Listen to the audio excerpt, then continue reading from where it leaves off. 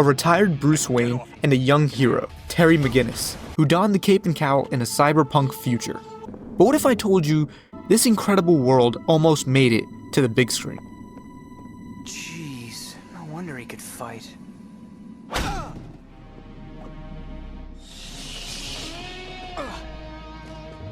Batman Beyond premiered in 1999 as a fresh take on the Batman mythos. Set decades after Bruce Wayne's prime, it introduced a Gotham City transformed by neon lights, corporate greed, and advanced technology. Fans quickly fell in love with Terry McGinnis, the rebellious teenager turned Batman, and his complex mentor-student relationship with Bruce Wayne.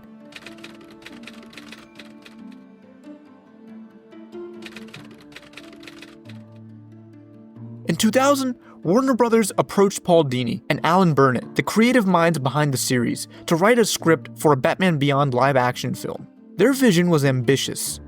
A story faithful to the animated series, balancing Terry's struggles as the new Batman with Bruce Wayne's haunting legacy. The movie would dive deep into the moral complexities of passing the Batman mantle, set against the backdrop visually stunning Blade Runner-inspired Gotham.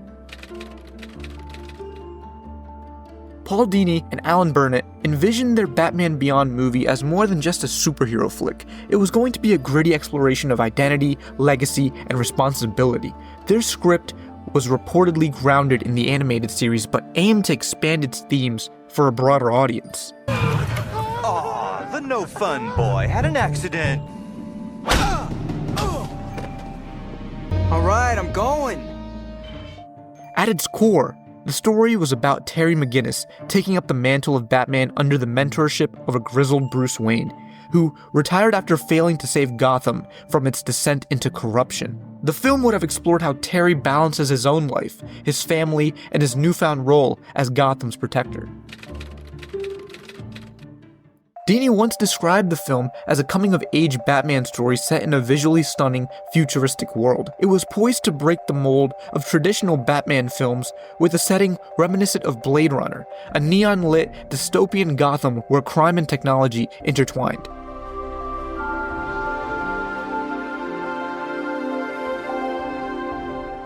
Even the villains were meant to be more cutting-edge. We would have seen updated versions of the Joker's gang and other iconic Batman Beyond rogues, along with entirely new threats tailored for the futuristic setting.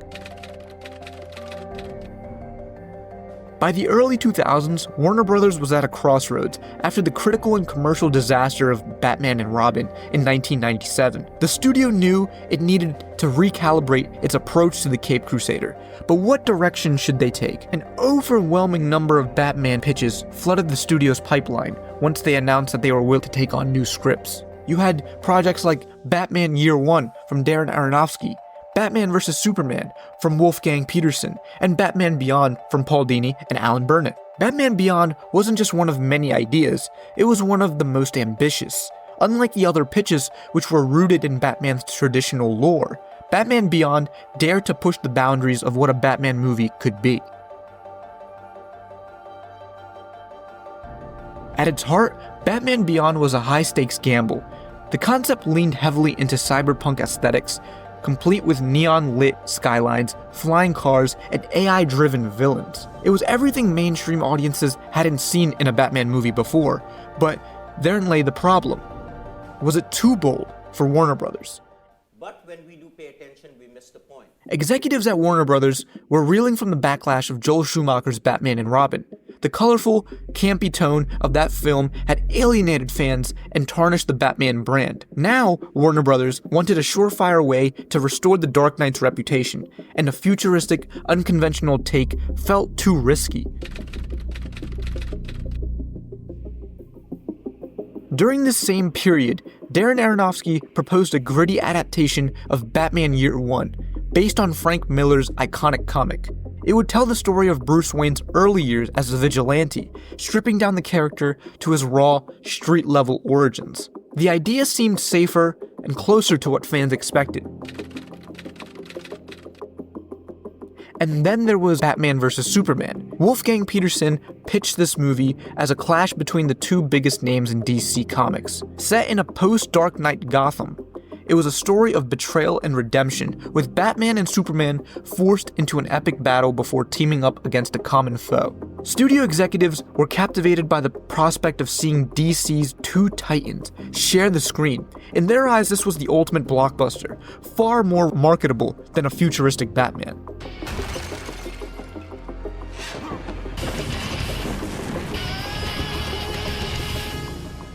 Unlike Year One and Batman vs. Superman, Batman Beyond was a harder sell. It wasn't based on a widely known comic book, it was still a relatively new concept, tied to an animated series. Executives worried mainstream audiences wouldn't connect with a teenager as Batman or a Gotham that felt more sci-fi than noir.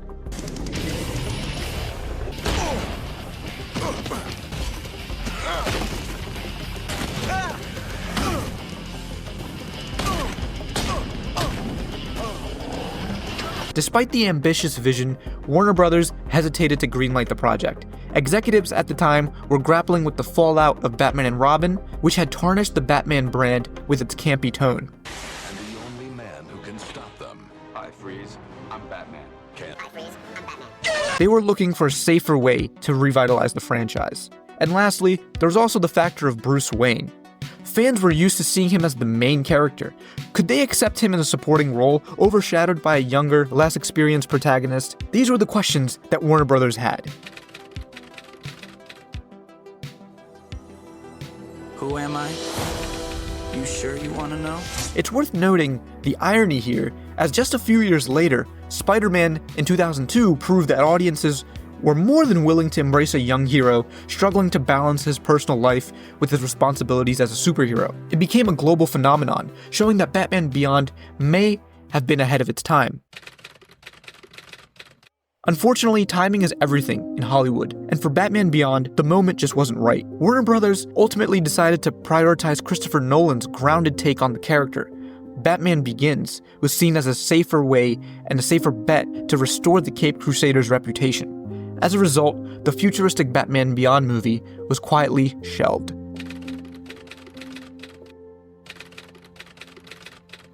Though the 2000s passed without a Batman Beyond film, fans kept the idea alive, especially the dream of Michael Keaton returning as Bruce Wayne. Keaton's 1989 portrayal of Batman in Tim Burton's films left an enduring legacy, and his older, grizzled demeanor seemed perfect for the role of a retired Dark Knight.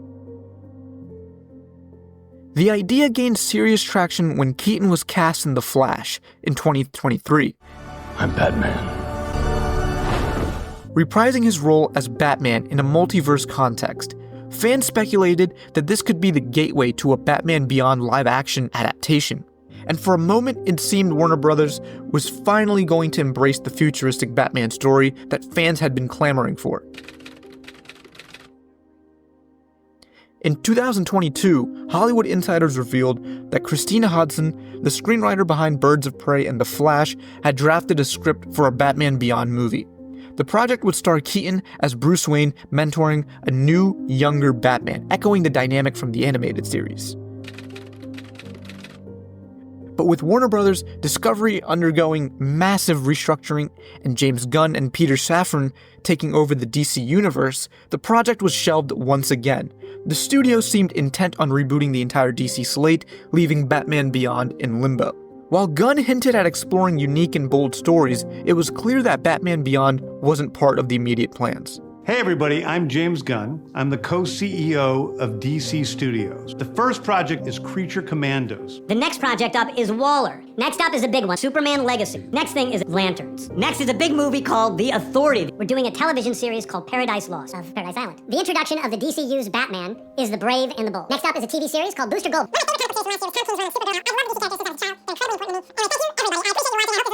Thank you so much. So why hasn't a Batman Beyond movie made it to the big screen? The truth lies in a combination of risk aversion and bad timing.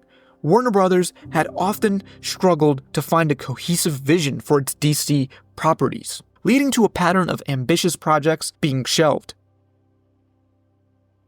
Moreover, a futuristic setting and a new Batman were seen as a risky departure from the traditional formula. Studios often fear alienating audiences even if fans are eager for fresh ideas. But while the movie remains unmade, The legacy of Batman Beyond continues to thrive. Terry McGinnis has appeared in multiple DC comics, expanding his story beyond the animated series. The themes of legacy and mentorship explored in Batman Beyond have also influenced other Batman stories, like the Arkham Knight video game series. And considering the fact that the game is almost 8 years old now, I think it stands the test of time quite well. And for fans, the dream of seeing Terry McGinnis in live action lives on. Perhaps someday, a bold filmmaker will take us back to the neon-lit streets of future Gotham. Still, you have to wonder, what if Warner Brothers had taken the lead? What if they had embraced the cyberpunk Gotham, the younger Batman, and the bold vision of Batman Beyond? Would it have been a disaster or the game changer the franchise needed?